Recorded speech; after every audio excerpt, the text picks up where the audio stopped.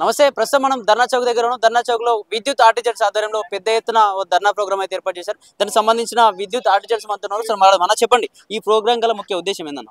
ఈ ప్రోగ్రామ్ కు ఈ రోజు ధర్నా చౌక్ ఇందిరా పార్క్ దగ్గర జరిగినటువంటి ధర్నా ముఖ్య ఉద్దేశం ఏంటంటే, మా ఆర్టిజన్ కార్మికులను ఆ రోజు కేసీఆర్ ప్రభుత్వంలో 4 గ్రేడ్లుగా విభజించి గ్రేడ్ 1, గ్రేడ్ 2, గ్రేడ్ 3, 4 అని 4 భాగాలుగా విభజించిండు. అయితే మాకు కన్వర్షన్ అనే పదము మా విద్యార్హతను బట్టి, మాకు ఉండబడేటువంటి విద్యార్హతను బట్టి మాకు కన్వర్షన్ ఇవ్వాలని చెప్పి మేము డిమాండ్ చేస్తున్నాము.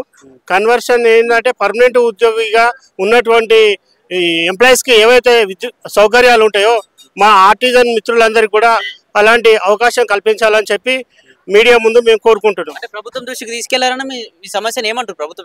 ప్రభుత్వం ఏమంటుందంటే, కన్వర్షన్ అంటే అబ్జర్షన్ అనే పదాన్ని వాడుతూ మేము అబ్జర్షన్ చేసినాము, మిమ్మల్ని విలీనం చేసినాము కార్మికుల సంస్థలో కార్మికులుగా. కానీ ఎలాంటి బెనిఫిట్స్ లేవు ఇప్పటి వరకు. మాకు 7 సంవత్సరాల నుంచి ఈ కన్వర్షన్ అనే పదం వాడిరు తప్ప మాకు ఎలాంటి బెనిఫిట్స్ లేవు. అయితే ఇప్పుడు కన్వర్షన్ ఇస్తే మాకు అన్ని రకాలుగా మాకు బెనిఫిట్స్ ఉంటాయి. ఈపీఎఫ్, ఈఎస్ఐ, టీఏడిఏలు అన్నీ కూడా అవైలబుల్ ఉంటాయి. గవర్నమెంట్ ఉద్యోగులకు ఉండేటువంటి సమాన అలవెన్సులు మాకు వస్తాయని చెప్పి మేము కన్వర్షన్ కోరుకుంటున్నాం. మా విద్యార్థులను బట్టి కన్వర్షన్ ఇవ్వాలని ప్రభుత్వాన్ని మేము డిమాండ్ చేస్తున్నాం. గత నెల క్రితం కూడా మీరు పెద్ద ఎత్తున ప్రోగ్రామ్ ఏర్పాటు చేసి ధర్నా చౌక్ లో, మరి అప్పుడు కూడా ప్రభుత్వం నుంచి ఎలాంటి సమాచారం లేదా? అప్పుడు కూడా మీకు ఎలాంటి న్యాయం జరగలేదా? ఇప్పుడు 7 సంవత్సరాలు మేము చేయబట్టి ఈ ఉద్యమం 7 సంవత్సరాల నుంచి కూడా మాకు ఎలాంటి బెనిఫిట్స్ ఇస్తలేదు.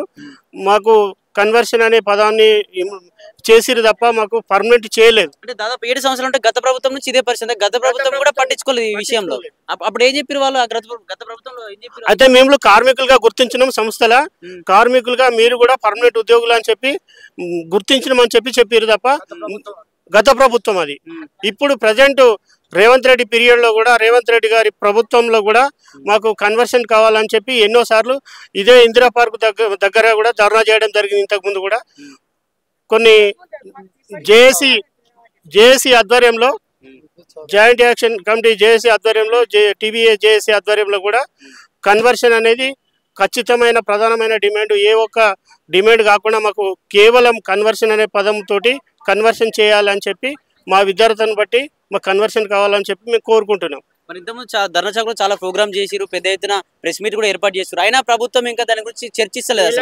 అయినా ఇప్పటికైనా నిజంగా మీ పట్ల చిత్తశుద్ధిగా వ్యవహరిస్తుంది అనుకోవచ్చు? లేదు, ఇంతవరకు కూడా ఎలాంటి స్పందన వస్తలేదు. ప్రభుత్వం నుంచి కానీ, ఇటు యాజమాన్యం నుంచి కానీ ఎలాంటి స్పందన రావడం లేదు.